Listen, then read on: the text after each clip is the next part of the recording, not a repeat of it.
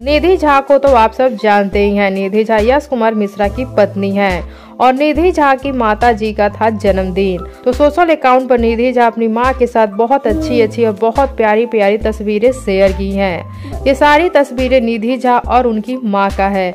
आप सब देख सकते हैं दोनों लोग साथ में कितने अच्छे कितने प्यारे लग रहे हैं। निधि झा अपनी मां से बहुत प्यार करती हैं और निधि झा की मां बहुत खूबसूरत है।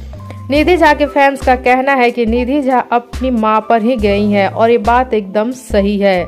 निधि झा का चेहरा उनकी मां से बहुत ही अच्छे से मिलता है और निधि झा की मां अभी भी इस उम्र में भी बहुत खूबसूरत दिखती हैं। निधि झा की मां भी मुंबई में ही रहती हैं और उनके भाई और उनके पापा भी। तो आप सभी निधि झा की मां को उनके जन्मदिन पर ढेर सारी बधाइयां दे सकते हैं कमेंट बॉक्स में। साथ ही वीडियो को लाइक कर लीजिए, चैनल को सब्सक्राइब कर लीजिए और इस वीडियो को ज़्यादा से ज़्यादा शेयर कीजिए ताकि और भी लोग निधि झा की माता जी को उनके जन्मदिन की बधाई दे सकें।